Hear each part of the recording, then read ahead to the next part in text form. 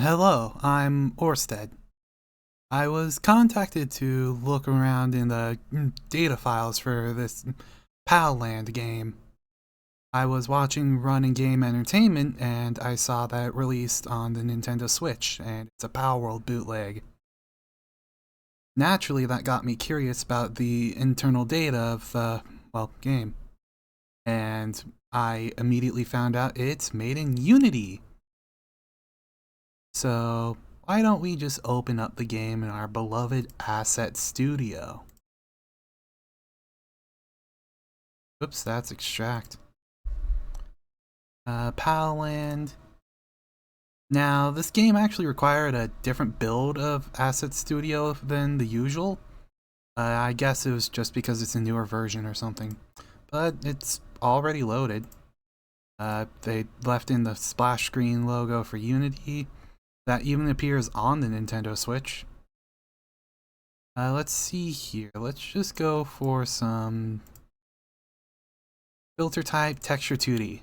Let's look at some of the textures in here. Yeesh. I'm not one to judge, but these look like asset flip. I feel like I've seen some of these before. So why don't we look for the game's name in here? DLC Palworld. Isn't the game's name Palland? Well, how about title? Let's go for like title. We have dialog boxes and untitled files. Well, how about long shot? Let's search Poke for Pokemon. Pokeball? Flux Dev A. What could this be? A highly detailed 3D logo for Pokeworld with a vibrant background removed. Isn't that the kind of file name you get from using Bing's AI image generator? Certainly peculiar, that's for sure.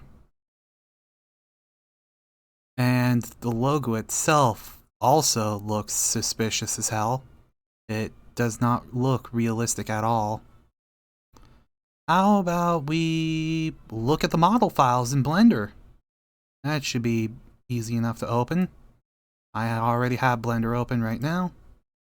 I'll even show you that, yes, I dumped the game fully. Every single texture 2D file and more. These are all the data files from Palland, as it's named. So let's look for something interesting. How about... Boy, there's a lot of files in the animator folder. What could be interesting? Werewolf Cute Series. I've heard this name before. And I've also recognized the texture. So let me just open that up in Blender real quick. It's an FBX file. So this is going to be relatively easy to open up.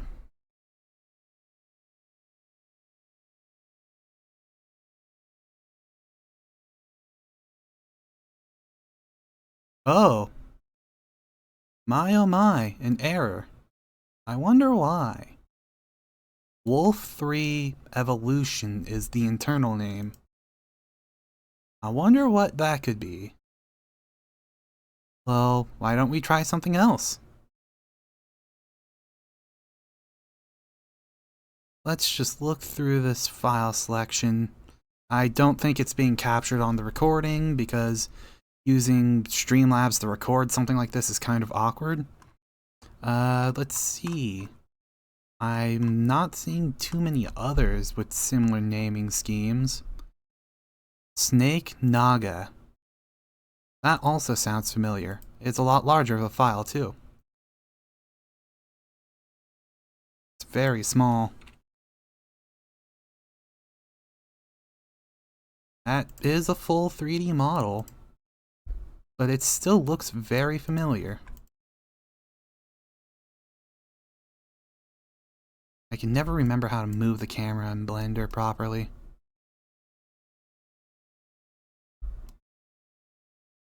Oh, good enough.